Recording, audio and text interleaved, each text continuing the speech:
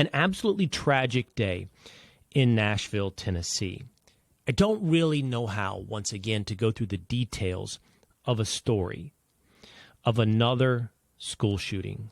The Covenant Christian School in Nashville, Tennessee, was the target of a shooter, Audrey Hale. Audrey Hale entered the Covenant Christian School and killed 3 children and 3 adults. Hale, it has now been revealed, self-identifies as a man, is transgender. And you know, I don't think this needs to be the focus of our conversation, but I also don't think it can go unnoticed. I do my best. I took a walk with my wife this morning and talked once again about one of these horrific incidences. And I said, I always want to fight for my better angel. You know, whenever there is a mass shooting, I think there is a proclivity. I do think it's common on the left to blame your political opponents for the acts of a deranged individual, to take whatever some horrific person has done and try to attach their motives to the positions of your political opponent, whether or not it's rhetoric or whether or not it's policy. And I think it a unique trick that in the wake of this shooting in Nashville, that many on the left look at a trans school shooter attacking a Christian school and see, oh, look, it's the policies of the right. The conversation today for much of the left, for the president of the United States, Joe Biden, is once again about gun control. But we will readily look into the motives of a school shooter, of a terrorist, and attach that, give it much deeper meaning. If, for example, a Dylan Roof makes a racist attack in South Carolina, you say, oh, but Will, a man who would shoot up people in Buffalo targeting black people and leaves behind a manifesto, leaves behind a clear motivation. And from that motivation, we can see his inspiration. And there is your politics. I think that is unfair. I think that is standing on the graves of dead people, in the worst case, standing on the graves of children to accomplish a political win. So I want to fight for my better angel today.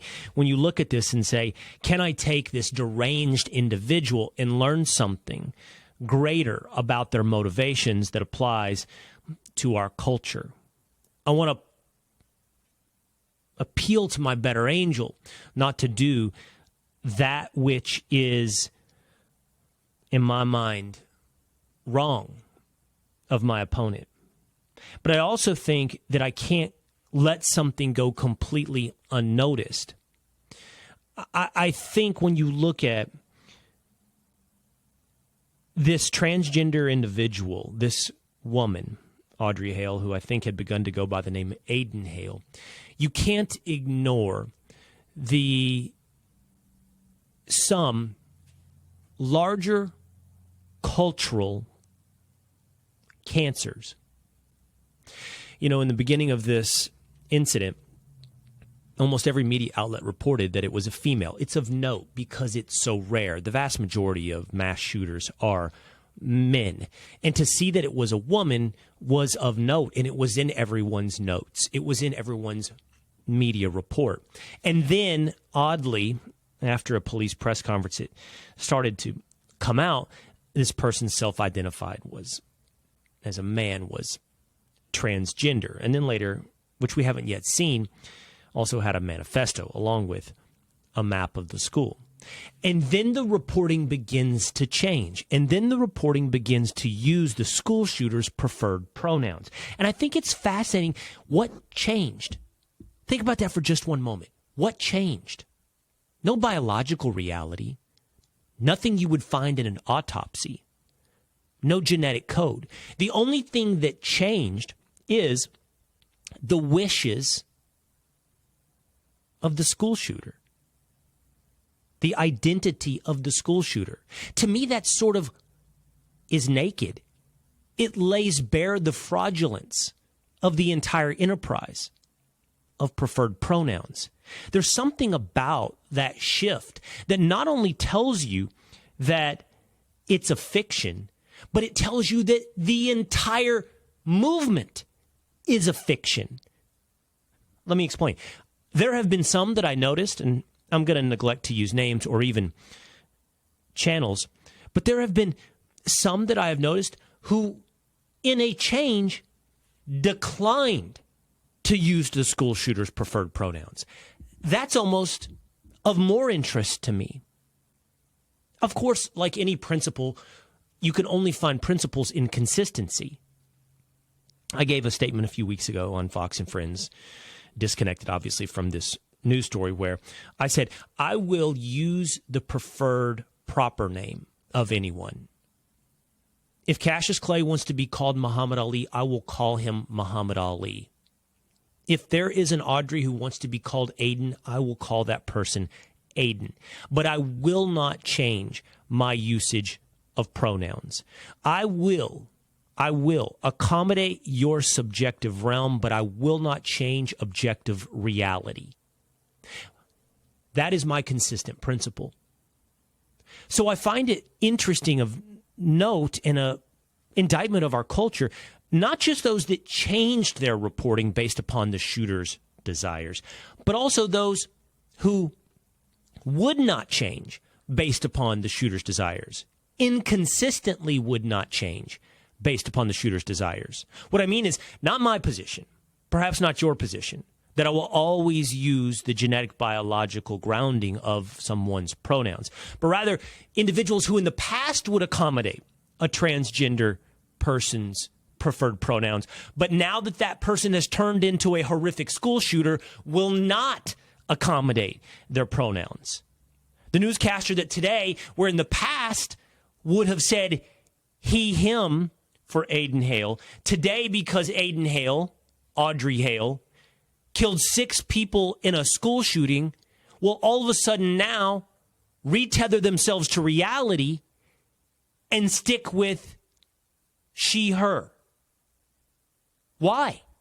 Is it because this transgender person did not earn the right to circumvent, to subvert reality? Because they're so bad they've lost the privilege of changing everyone else's objective reality?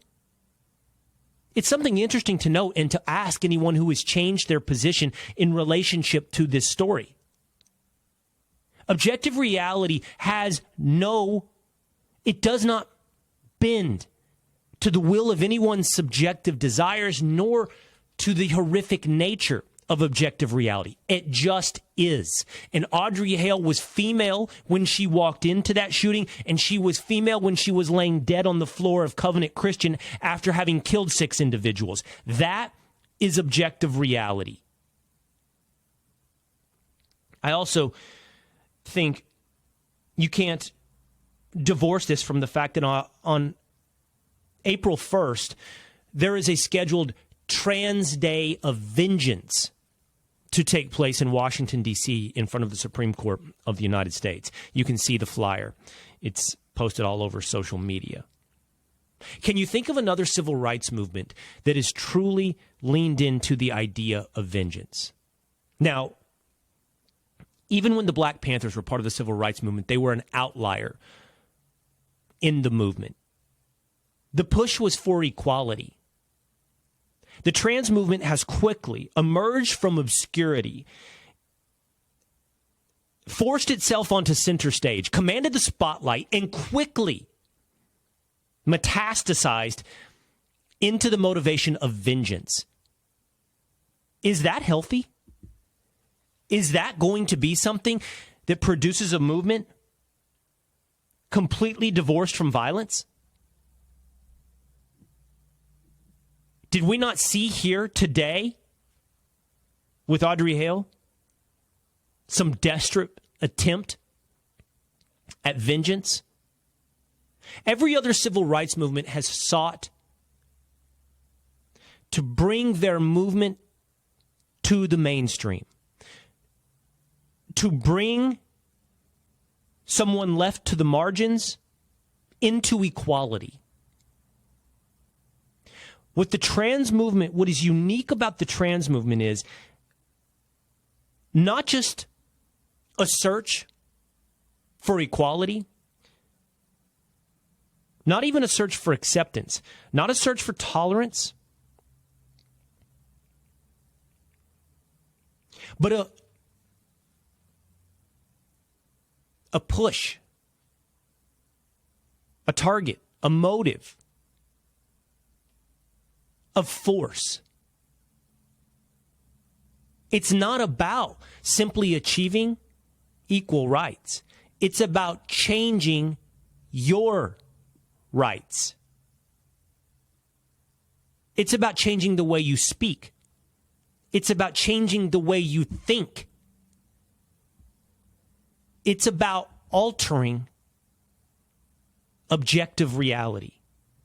It is inherently forceful to ask, no, to require another human being to use your preferred pronoun, to change your objective reality. And if this movement continues to push into center stage with vengeance, then it will court this kind of tragedy.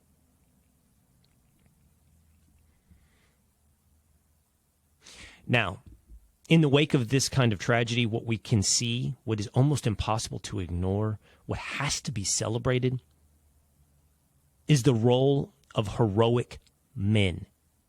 It does not escape my attention that at the end of this tragedy, what we have is devastation by someone pretending to be a man, while it was brought to an end by people living up to the values, the reality of being a man. The Nashville Police Department has covered itself in glory, and it is in stark contrast to what we saw in Uvalde, Texas. There's body cam footage out there. I would highly encourage you to go wherever you must, social media, to find it. I think you will be able to find something between 7 and 9 minutes worth of footage, body cam footage, from the likes of Rex Engelbert and Michael Collazo, two heroes in Nashville. What you will see is pure competence, action-oriented, direct, calm. These officers roll up onto the scene and within 4 minutes have taken down the shooter. They pull up in their car. You can see this in Rex Engelbert's body cam. He gets out. He immediately moves to the back of his car in almost the swiftest of motion possible, pulls out his assault rifle. He then moves while receiving instructions from some type of school administrator about where and what is going on. He calmly says, "Okay, thank you. Yes, got it. Yes, ma'am," he says as he moves his way to the door. Once he gets to the door, you will hear him say, "I need 3. I need 3. He says it directly. It's a command. He says it no more than 3 times. "I need 3. From that point, you see 3, in camera, men begin to go through the building and clear rooms, one after another. No hesitation. Barking commands at one another. Cool, calm, no hesitation. Engelbert goes door to door, clearing rooms. He seems to be one of the primary breachers. I don't know all of the terms. I think they refer to him as an LRB in this footage. I know that because later you see footage in real time from Michael Collazo's body cam. Collazo, to me, is a true leader in this moment. I don't know, again, I'm not an expert, but just the tone of his voice as he goes through this, absolute resolve as he tells his fellow officers, go, go, go, to the right, lead with your rifle. I'm with you, keep pushing. Part of this team that now includes Engelbert as they go hallway to hallway, room to room, finally stairwell to stairwell before they find Audrey Hale. When they get there, Collazo waves Engelbert forward, says, "I'm clearing for LRB." Engelbert comes around the final corner. He's the first to turn the last corner and immediately engages Hale. Several shots, and she's down. Collazo takes command, leadership yelling at Hale to stop moving, stop touching the weapon. It is awe-inspiring. There is not a door that they hesitated to go through. There's not a corner they hesitated to turn. It's direct. It's confident. It's calm. It's selfless. It's practiced. It's trained. It's masculine. This is the behavior. Everyone wonders who they would be in this moment. Wonder no more, Nashville. This is the behavior of a real man. Hey, it's Will Cain. Click here to subscribe to the Fox News channel on YouTube. It's the best way to get our latest interviews and highlights. And click to subscribe to the Will Cain Podcast for full episodes right now.